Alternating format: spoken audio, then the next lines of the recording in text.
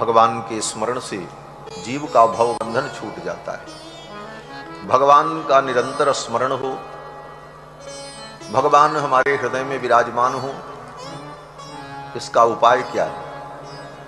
पूज्य महाराज श्री अपने उद्बोधन में कह रहे थे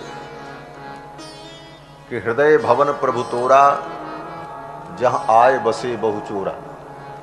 ये हृदय तो भगवान का निवास है, लेकिन इसमें आकर के चोर बस गए। काम क्रोध लोभ मोह। घर जब खाली रहता है तो घर में कोई भी आकर के बैठ जाए। तो हृदय भवन प्रभु तोरा, जहां आए बसे बहुचोरा। मानत नहीं एक निहोरा। कितना भी इन काम क्रोध विकारों से प्रार्थना करो, ये प्रार्थना भी सुनने वाले नहीं। तो उपाय क्या है? बोले ये निकल जाएं। ये कब निकलेंगे? जब मकान मालिक स्वयं आ जाए, बैठ जाए भीतर, तो फिर कोई दूसरा नहीं रहे।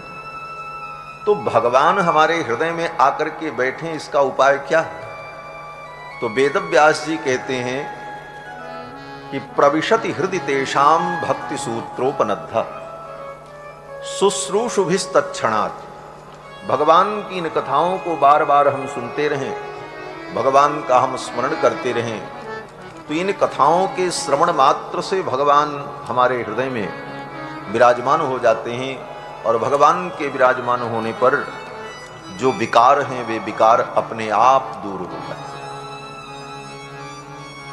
इसीलिए बड़े बड़े मुनि महात्मा मलात्मा भी, परमहंस कोटि के महात्मा भी भगवान के चरित्र को सुनते हैं, भगवान की लीलाओं का वर्णन करते हैं। जीवन मुक्त महामुनि जेऊ, हरिगुण सुनत अघाहि नति। जो जीवन मुक्त पुरुष हैं, वे भी भगवान के चरित्र को सुनते हैं और कभी तृप्त नहीं होते। प्रायेण मुनयो राजन निवृत्ता विधिषेधतः नैर्गुण्यस्थारमन्ते स्म गुणानुकथने हरे। सुखदेव महाराज राजा परीक्षित से कहते हैं, राजन, बड़े बड़े मुनि महात्मा जो विधि और निषेध से ऊपर उठ चुके हैं, ऐसे महापुरुष भी भगवान की कथा में रमण करते हैं, भगवान के चरित्र में रमण करते हैं और भगवान के चरित्र को बार बार सुनते हैं। आज यहाँ तो सवेरे से शाम तक भगवान का ही स्मरण होता है। अखंड भगवान नाम संकीर्तन चलता रहता है। प्रातः काल रामायण जी का पाठ, पाठ के बाद फिर कथा, कथा के बाद ठाकुर जी की लीला, और लीला बंद हुई तो फिर नाम।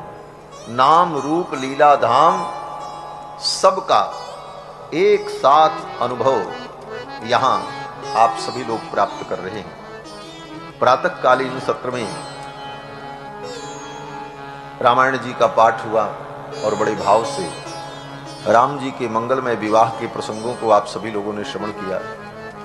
मैं भी कक्ष में पड़े पड़े विवाह लीलाओं को श्रवण कर रहा था।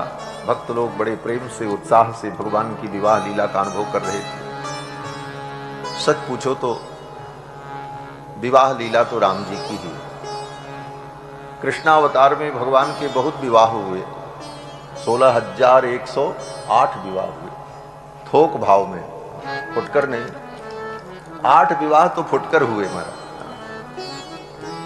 रुक्मिणी, सत्यभामा, जाम्बवती, कालिंदी, मित्रविंदा, सत्या, भद्रा, लक्ष्मणा, ये 8 विवाह तो अलग अलग हुए। लेकिन भगवान ने सोचा इतना विवाह करना, ये फुटकर एक एक विवाह करते करते तो 16,108 दिन बीत जाएगा। फिर तो एक ही बार में भगवान ने 16,100 विवाह किए। विवाह तो कृष्ण के 16,108 हुए, लेकिन किसी भी विवाह में भगवान कृष्ण को ये सौभाग्य नहीं मिला कि वो दूल्हा बनकर के अपनी ससुराल जाते, सारी सरहद उनकी आरती उतारती, गीत गाती, मंगल गीत होता। ये सब भगवान श्री कृष्ण के विवाह में अवसर नहीं पाया। और तो और जितने विवाह भगवान श्री कृष्ण के हुए, सब विवाह में मार पीट लड़ाई। कथा तो आप भागवत की सुनते ही, यहाँ तो सब गंभीर श्रोता हैं, सब विषयों को सुने हुए हैं। कृष्ण भगवान का कोई एक विवाह ऐसा बताओ जिसमें उपद्रव न हुआ हो। कहीं साले साहब की पिटाई हुई, कहीं ससुर जी के साथ 28 दिन तक पटका पटकी हुई। ये सब लीला कृष्ण भगवान। विवाह तो रघुनाथ जी का हुआ, एक विवाह, लेकिन न भूतो न भविष्यति, ऐसा विवाह। हमारे मिथिला के संत, यहां तो मिथिला के बहुत से लोग हैं, मिथिला के संत कहते हैं कि भगवान श्री राम का अवतार केवल विवाह लीला के लिए ही हुआ। बाकी लीला ठीक है, लेकिन मुख्य प्रयोजन अपने प्रेमी भक्तों को विवाह की मधुर लीला का आनंद प्रदान करने के लिए ही भगवान का अवतार हुआ। हमारे पूज्य महाराज श्री कहते थे कि एक बार श्री लक्ष्मी जी पृथ्वी पर भ्रमण कर रही थी, तो देखा कुछ लोग अपने विवाह की वर्षगांठ मना रहे थे। तो लक्ष्मी जी ने पूछा, ये कौन सा उत्सव है? लोगों ने कहा, ये तो विवाह की वर्षगांठ है, हमारे विवाह के इतने वर्ष हो गए, उत्सव मना रहे। लक्ष्मी जी ने सोचा, ये तो बड़ा विचित्र उत्सव है, ऐसा उत्सव तो हमारे जीवन में नहीं है। लक्ष्मी जी भगवान के पास पहुंची, बोले, महाराज, हमारे आपके इस दाम्पत्य जीवन में सब प्रकार का आनंद है, लेकिन हमारे आपके विवाह का कोई वर्षगांठ नहीं मनाता है, विवाह की वर्षगांठ नहीं होती। ठाकुर जी ने कहा, हमारा आपका विवाह हुआ ही नहीं, हम सनातन पति पत्नी हैं, दिव्य दंपति हैं। तो जब सनातन पति पत्नी हैं तो फिर विवाह की कोई तिथि है ही नहीं, तो कोई विवाह महोत्सव अथवा विवाह की वर्षगांठ कैसे मनाए? तो श्री जी ने कहा, फिर ये आनंद, ये उत्सव हमारे जीवन में कैसे हो? तो ठाकुर जी ने कहा, इसका तो एक ही उपाय है कि बैकुंठ छोड़ करके मैं भी धरती पर चलूं और आप भी चलो, मैं कहीं अवतार लूं और आप कहीं अवतार लो, फिर हम दोनों का विवाह होगा, तो आने वाली पीढ़ियां प्रतिवर्ष विवाह महोत्सव मनाती रहेंगी, फिर विवाह की वर्षगांठ चल पड़ेगी और अनंत अनंत वर्षों तक लोग हमारे विवाह का महोत्सव मनाएंगे। किशोरी जी ने कहा, तब? बोले, चलो। भगवान ने कहा, हमने तो तय कर लिया है, हम तो अयोध्या में महाराज दशरथ के पुत्र बनकर के प्रकट होंगे। पितरम रोचयामास तदा दशरथम नृपम। तो किशोरी जी ने कहा, आपने अगर परम भक्त चक्रवर्ती सम्राट महाराज दशरथ को पिता बनाने की योजना बना ली है, तो मैं भी विदेह राज जनक की पुत्री बनकर के प्रकट होंगी मिथिला में, और किशोरी जी मिथिला में प्रकट होंगी। भई प्रकट कुमारी भूमि विदारी जनहितकारी भयहारी, अतुलित छवि भारी मुनि मनहारी अद्भुत रूप निहारी। तो किशोरी जी का प्राकट्य हुआ और फिर इन दोनों का जब विवाह हुआ, तब से अभी तक लाखों वर्ष हो गए। प्रतिवर्ष ठाकुर जी का विवाह महोत्सव भक्त लोग मनाते हैं और वही आनंद अनुभव करते हैं कि त्रेता युग में कैसे श्री रघुनाथ जी का विवाह हुआ, क्या क्या आनंद हुआ। तो आज आप सभी लोगों ने प्रातःकालीन सत्र में भगवान की विवाह लीला का रसास्वादन किया। कथा के क्रम में तो हमारे ठाकुर जी तो अभी मिथिला चलने को तैयार ही हुए हैं, अभी तो मिथिला पहुंचे भी नहीं हमारे ठाकुर जी, कथा के ठाकुर। तो कल के प्रसंग में आप सभी लोगों ने श्रवण किया कि विश्वामित्र जी आए और विश्वामित्र जी ने भगवान श्री राम और लक्ष्मण की याचना की, अनुज समेत देहु रघुनाथा निश्चर बधमय होब सनाथा। अनुज के सहित रघुनाथ जी को आप हमें दे दो, इनके द्वारा निशाचरों का वध होगा और मैं सनाथ हो जाऊं। क्या विश्वामित्र जी अभी अनाथ हैं? क्या विश्वामित्र जी अनाथ हैं जो आज सनाथ होने आए हैं? कहते हैं कि विश्वामित्र जी को यही अनुभव हुआ कि हम तो अभी अनाथ हैं।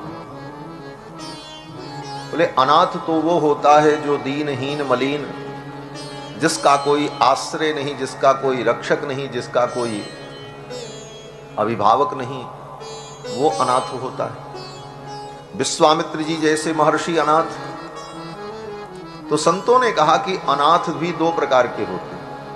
एक अनाथ तो वो होते हैं जो दीनहीन मलिन, जिनका कोई नहीं है इस दुनिया में, वो अनाथ। और एक अनाथ वो होते हैं जिनके पास सब कुछ है, धन है, पद है, प्रतिष्ठा है, शक्ति है, बल है, लेकिन अपने पद, प्रतिष्ठा, धन, शक्ति, बल के अभिमान के कारण किसी को अपना नाथ मानने को तैयार नहीं। वो भी अनाथ। क्यों? बोले उनका कोई नाथ ही नहीं। गीता में भगवान कहते हैं ना कि ऐसे व्यक्ति तो मन में यही सोचते हैं, कोन्योस्त सदृशो मया, मेरे समान कौन। इसलिए वो किसी को नाथ मानने को तैयार नहीं। विश्वामित्र जी की यही स्थिति पहले थी। अपने सामने उन्होंने किसी को कभी कुछ माना ही नहीं। बात जब आ गई तो विश्वामित्र जी ने कहा हम दूसरी सृष्टि कर डालेंगे, अन्यमिंद्रम करिष्यामि, दूसरा इंद्र बनाऊंगा। और मैंने सोचा है त्रिशंकु को स्वर्ग पहुंचाने के लिए, तो अगर स्वर्ग में जगह नहीं तो मैं दूसरा स्वर्ग बनाऊंगा। ऐसे विश्वामित्र जीवन में कभी किसी को अपने से बड़ा मानने को तैयार नहीं।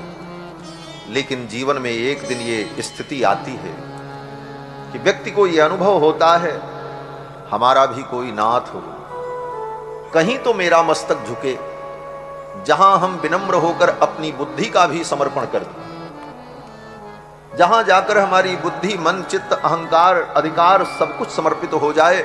ऐसा भी जीवन में कोई एक स्थान होना चाहिए। वो स्थान या तो भगवान का होता है या तो गुरु का होता है। कहीं तो एक जगह हमारा पूर्ण समर्पण होता है। इसलिए विश्वामित्र जी ने कहा निश्चर बध मैं होब सनाथा, इनके द्वारा निशाचरों का बध होगा और मैं सनाथ हो जाऊं। दशरथ जी महाराज ने अपने दोनों पुत्रों को सौंप दिया।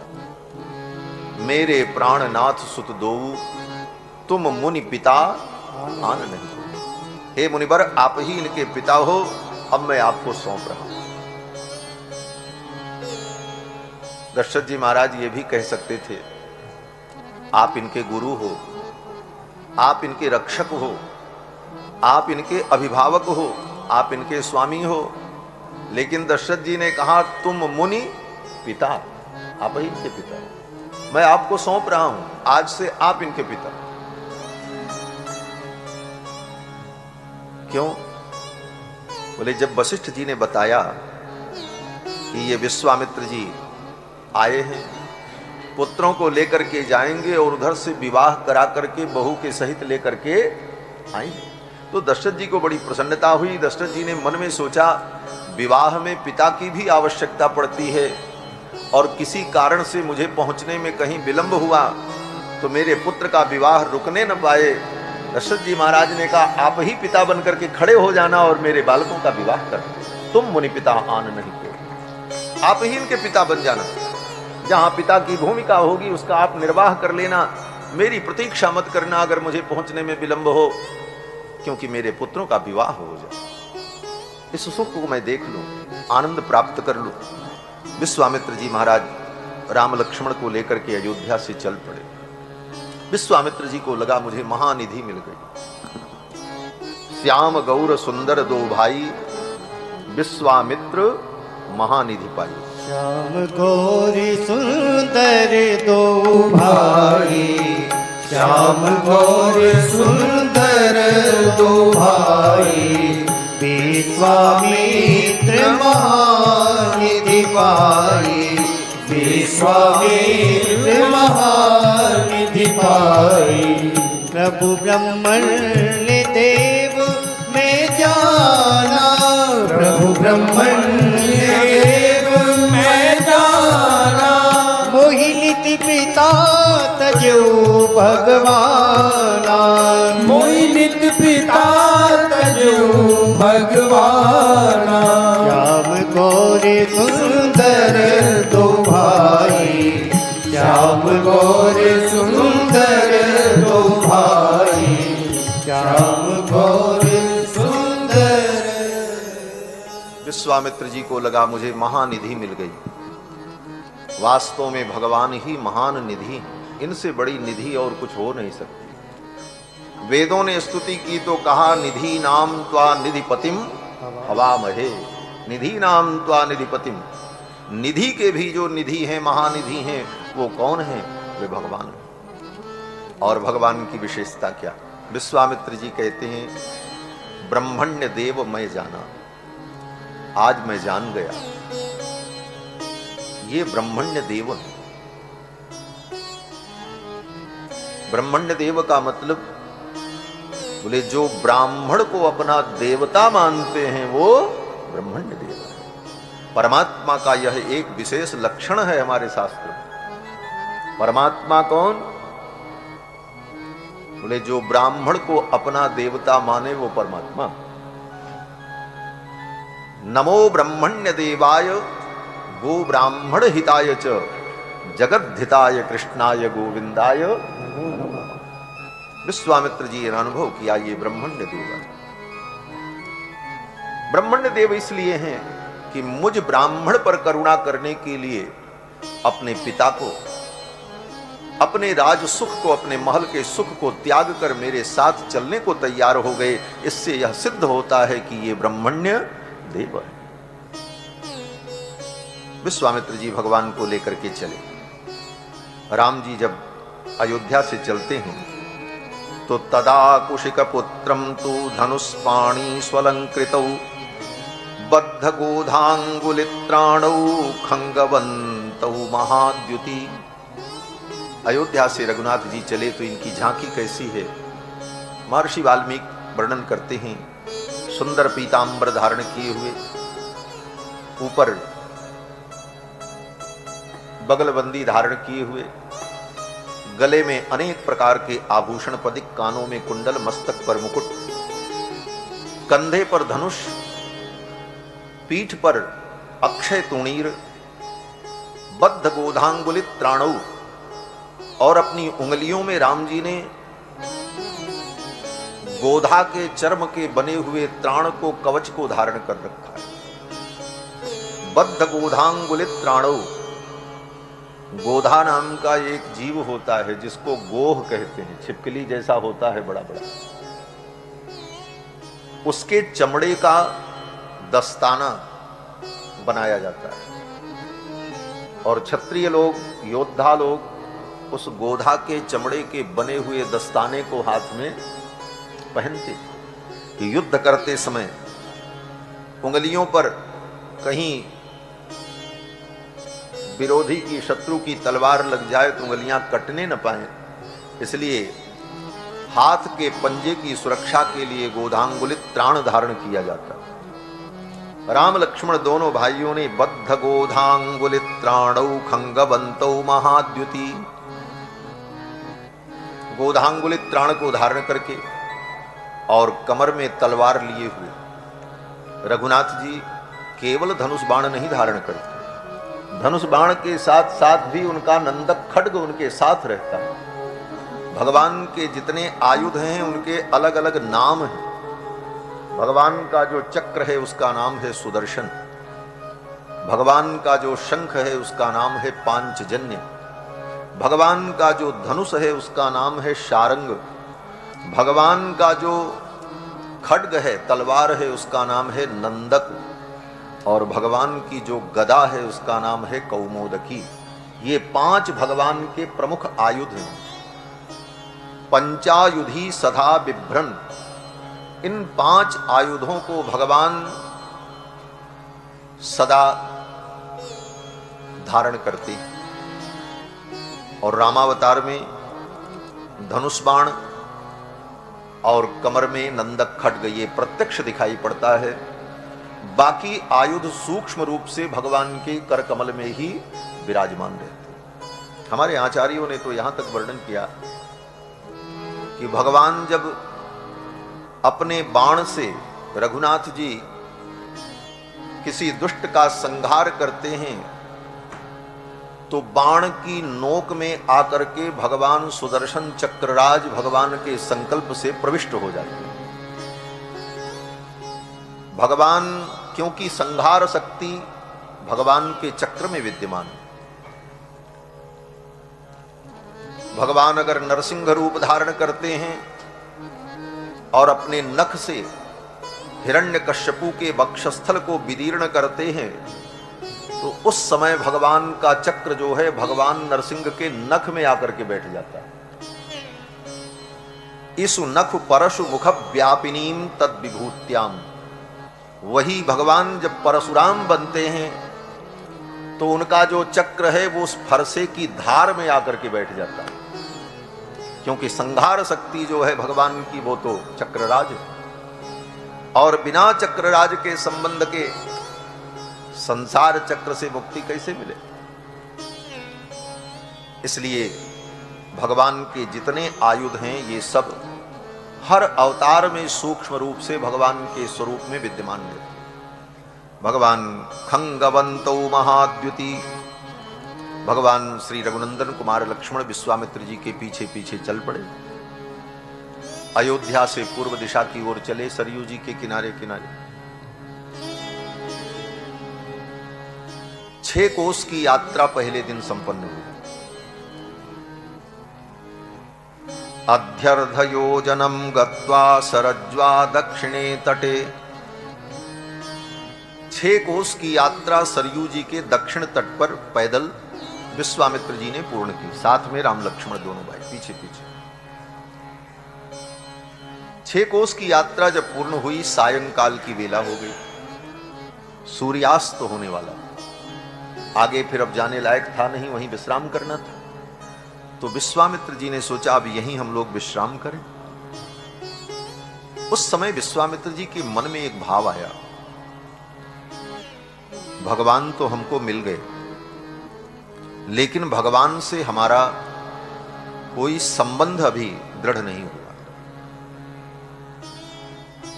भक्ति हो, लेकिन उस भक्ति को, प्रेम को दृढ़ करने के लिए संबंध की जरूरत होती है।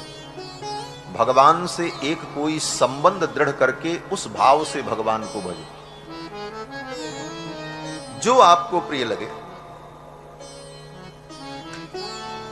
मिथिला के भक्त कहते हैं ठाकुर जी हमारे जीजा जी, मिथिला की सखियां कहती हैं ये हमारे जीजा जी, ब्रज के भक्त कहते हैं कन्हैया मेरे मित्र हैं, अवधवासी कहते हैं मेरे सखा हैं रघुनाथ जी।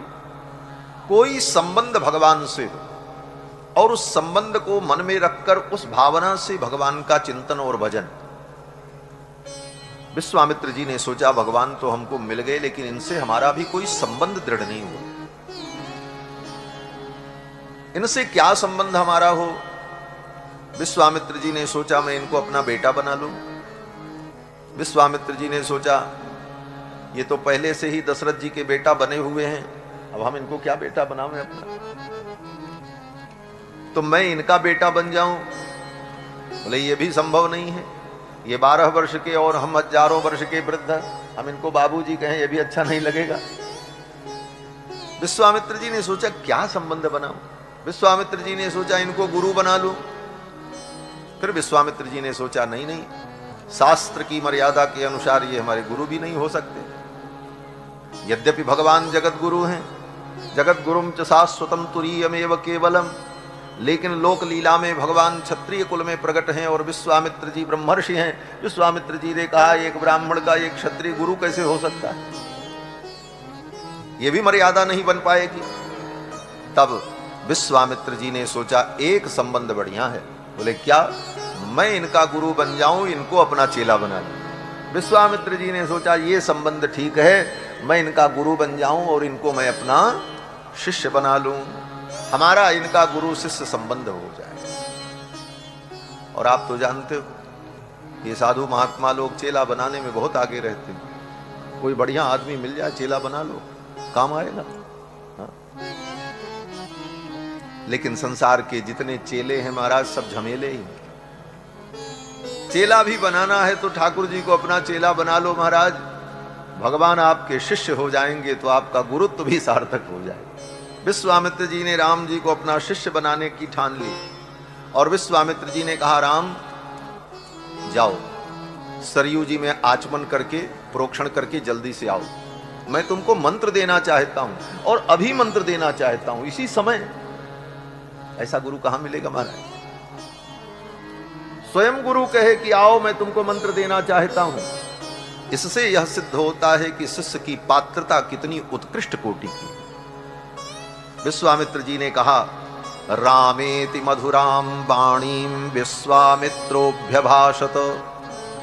अत्यंत मधुर वाणी में विश्वामित्र जी ने कहा, राम बेटा, केवल राम नहीं कहा, बेटा राम, ऐसा दुलार से संबोधन किया है। रामेति मधुराम वाणीम विश्वामित्रोभ्यभाषत गृहाण वत्स सलिलम मा भूतकालस्य पर्ययः। विश्वामित्र जी ने कहा, राम बेटा विलंब मत करो, जल्दी जाओ और आचमन करके आओ। मा भूतकालस्य पर्ययः, विलंब करना ठीक नहीं है, मैं तुमको मंत्र देना चाहता हूं। ये काम विश्वामित्र जी अपने आश्रम में भी पहुंच करके कर सकते थे, लेकिन बीच रास्ते में ही, पहले दिन ही, और कहते क्या है विश्वामित्र जी? बोले, मा भूतकालस्य पर्ययः, विलंब करना ठीक नहीं है, जल्दी राम आओ, मैं तुमको मंत्र दीक्षा दे दूं और तुम्हें मैं अपना शिष्य बना। ये बड़ा गंभीर संकेत है। भगवान को अपना बनाने में विलंब मत करो, ये संकेत है। जितना जल्दी हो सके ठाकुर जी से अपना संबंध जोड़ लो। क्यों? बोले, इस जीवन का कोई ठिकाना नहीं है। जीवन रहते अपने आप को भगवान का बना दो और भगवान को अपना बना लो। यह संबंध दृढ़ हो जाए, यही जीव के कल्याण का मूल मंत्र है। विश्वामित्र जी ने देखा विलंब करना ठीक नहीं। भगवत्पाद श्री रामानुजाचार्य के जीवन का एक चरित्र अंश है। उनके आचार्य श्री महापूर्ण स्वामी श्री रंगम से कांची के लिए पैदल चले, साथ में रामानुजाचार्य जी थे। निवेदन किया था कि आप हमें पंच संस्कार संपन्न करके, दीक्षा दे करके भगवान की शरणागति करा दो। महापूर्ण स्वामी ने कहा, चलो चल करके कांची में आपकी शरणागति हो जाएगी। श्री रंगम से पैदल यात्रा करते हुए कांची के लिए चले। रास्ते में एक मंदिर पड़ा। उस मंदिर में रात्रि में जब विश्राम किया तो श्री रामानुजाचार्य को रात भर नींद नहीं आई। रामानुजाचार्य के मन में यही चलता रहा कि गुरुजी ने कहा है कांची में चल करके वैष्णव दीक्षा देंगे, शरणागति कराएंगे, और जीवन अनित्य है। कहीं रास्ते में ही मेरा जीवन पूर्ण हो गया, यहीं जीवन समाप्त हो गया, मैं कांची नहीं पहुंच पाया, तो ये जीवन भगवान की शरणागति के बिना चला जाएगा। इसलिए ऐसे कार्य में विलंब करना नहीं। रात भर नींद नहीं आई। प्रातः काल हुआ, गुरुजी के चरणों में जाके साष्टांग प्रणाम किया और कहा, अभी यहीं पर आप मेरी शरणागति करा दो, तब आगे हम कांची आपके साथ चलेंगे। जितना शीघ्र हो सके हम भगवान के चरणों में समर्पित हो जाए। गोस्वामी तुलसीदास जी कहते हैं, राम की शरण जाए साइत सुदिन न हेरी। राम जी की शरण में जाने के लिए साइत और सुदिन देखने की जरूरत नहीं है, जितना जल्दी हो सके, क्योंकि ये जीवन क्षण भंगुर है।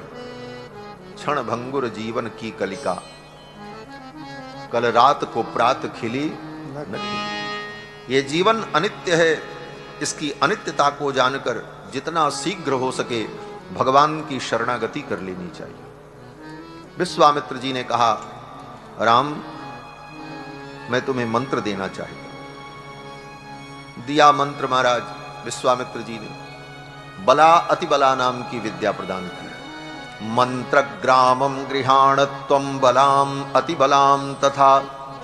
बला अतिबला नाम की विद्या प्रदान की। इस विद्या की विशेषता क्या थी? लोग कहते हैं बला अतिबला नाम की एक औषधि होती है, जड़ी होती है, होती होगी, हम नहीं जानते। लेकिन यहां पर जो वर्णन है रामायण में, ये मंत्र था, विलक्षण विद्या थी। इस विद्या का प्रभाव क्या है? विश्वामित्र जी कहते हैं कि न श्रमो न ज्वरो वाते। हे राम, इस विद्या को, इस मंत्र को तुम प्राप्त कर लोगे तो तुम्हें कभी श्रम नहीं होगा। कितना भी तुम लगातार कार्य करते रहो लेकिन थकोगे नहीं। न श्रमो न ज्वरो बाते, तुम्हें कभी ज्वर नहीं होगा, फीवर नहीं होगा, कितना भी परिश्रम करो। और नते रूपस्य विपर्ययः, तुम्हारे रूप में कभी परिवर्तन नहीं होगा। आज जैसा तुम्हारा स्वरूप है, मुखमंडल है, ऐसा ही सदा रहेगा। हमारा आपका मुखमंडल तो बदल जाता। 10 साल पुरानी फोटो देखो फेसबुक में, आवाज वाली देख लो, कितना अंतर है, खुद पता चल जाता। विश्वामित्र जी ने कहा नते रूपस्य विपर्ययः, रघुनंदन तुम्हारे रूप में कोई परिवर्तन नहीं होगा, ऐसा ही स्वरूप सदा बना रहेगा। और न च सुप्तम प्रमत्तम वा धर्षयन्ति नैरिताः, चारों तरफ से राक्षस असुर तुमको घेर लें, तुम सोते रहो, चाहे तुम प्रमाद में रहो, फिर भी सारे असुर मिल करके भी तुमको पराजित नहीं कर पाए। न च सुप्तम प्रमत्तम वा धर्षयन्ति नैरिताः। और ये मंत्र जिसे प्राप्त हो जाए, इस धरती पर उसके समान कोई प्राणी नहीं हो सकता। विश्वामित्र जी ने कहा न बाहवो सदृशो वीर्ये पृथिव्याम मस्ति कश्चन। हे राम, तुम्हारे समान कोई बाहुबली और वीर इस धरती पर नहीं होगा। इस मंत्र का यह प्रभाव होगा। ये कह करके विश्वामित्र जी ने मंत्र दिया। बला अतिबला नाम का मंत्रग्राम, मंत्रग्राम का मतलब कोई एक मंत्र नहीं था, मंत्रों का समूह था, मंत्रग्राम। और ये मंत्र जब प्रदान कर दिया विश्वामित्र जी ने राम लक्ष्मण को, ये सब करते करते सायंकाल हो गया, सूर्यास्त हो गया। विश्वामित्र जी ने कहा राम, आज हम लोग अब यहीं पर विश्राम करेंगे, कल आगे की यात्रा करेंगे। अब वहीं सरयू के तट पर तीनों ने विश्राम किया। न बिस्तर, न तकिया, न खाने की कोई वस्तु, न सुख के कोई साधन, और दोनों कुमार वहीं तृण पर, घास पर, सरयू के तट पर शयन करते। विश्वामित्र जी को मन में बड़ी वेदना हुई। अपने स्वार्थ के लिए, अपने सुख के लिए मैंने इनको यहां लाकर इस निर्जन में, इस तृण की सैया पर सोने के लिए मजबूर किया। इस बात को सोचकर विश्वामित्र जी को बड़ी वेदना हुई। राम जी को नींद भी नहीं आ रही थी। अब महल में मखमल के बिस्तर पर, सुखद बिस्तर पर सोने का जिसे अभ्यास हो, उसे घास पर नींद कैसे आए? राम जी को नींद नहीं आ रही थी। तब विश्वामित्र जी ने राम जी को कहानी सुनाना शुरू किया। जैसे बच्चों को नींद नहीं आती तो माताएं लोरी सुनाती हैं, कहानी सुनाती हैं, तो गोद में लेटे लेटे हूं हूं करते करते सो जाते। भगवान भी विश्वामित्र जी को वात्सल्य सुख दे रहे हैं। भगवान विश्वामित्र जी को वह सुख देना चाहते हैं जो सुख दशरथ जी को प्राप्त हुआ, पुत्र सुख। रघुनाथ जी लेट गए। विश्वामित्र जी ने अपनी गोद में रघुनाथ जी के सिर को रख लिया और विश्वामित्र जी एक हाथ से रघुनाथ जी के सिर को सहलाने लगे और सुंदर सुंदर कहानियां सुनाने लगे। दशरथ नृपसूनु सत्तमाभ्याम तृणशयनेनुचिते सहोषिताभ्याम कुशिक सुत वचोनुलालिताभ्याम सुखमिव सा विभवौ विभावरी च। वह विभावरी, वह रात्रि सुखपूर्वक बीत गई। कैसे सुखपूर्वक बीती? सुख के तो कोई साधन वहां थे नहीं। महर्षि वाल्मीकि कहते हैं कुशिक सुत वचोनुलालिताभ्याम, विश्वामित्र जी के वचनों से राम जी का इतना लाड हुआ, इतना दुलार हुआ कि राम जी विश्वामित्र जी के वचनों को सुन सुन करके इतने आनंदित हुए, उनको नींद आ गई और सब सो गए। जब प्रातः काल हुआ विश्वामित्र जी तो उठ गए, लेकिन राम लक्ष्मण की नींद नहीं खुली। अभी खर्राटे चल रहे थे राम जी। जब राम जी की नींद नहीं खुली तो विश्वामित्र जी ने सोचा बालक हैं, थक गए होंगे, थोड़ा और सो लेने दो। थोड़ी देर और प्रतीक्षा किया, फिर भी राम जी नहीं उठे। सूर्योदय होने वाला था। तब विश्वामित्र जी ने सोचा अब तो जगाना पड़ेगा इनको। बच्चों को सुलाना भी पड़ता है और फिर जगाना भी पड़ता है। लेकिन राम जी तो मर्यादा पुरुषोत्तम है, ये तो मर्यादा का पालन करते हैं। और मर्यादा क्या है? बोले प्रातः काल सूर्योदय के पहले ही उठ जाना। राम जी का यही चरित्र है। रात काली उठ के रघुनाथा, रात काल उठ के रघुनाथा, मातु पिता गुरु नावही माथा, मातु पिता गुरु नावही माथा, मातु पिता गुरु नावही माथा।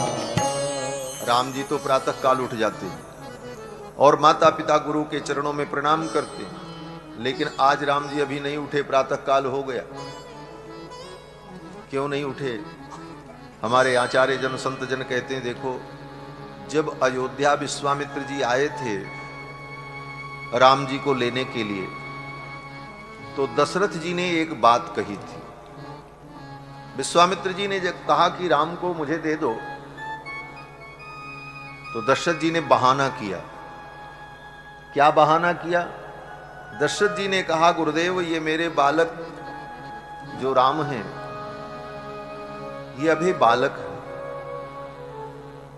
सायंकाल होते ही, सूर्यास्त होते ही इनको नींद आ जाती है और सवेरे सूर्योदय तक ये सोते रह जाते हैं। बच्चे हैं, आप इनको अगर ले जाओगे तो आपका काम इनसे बनने वाला नहीं है।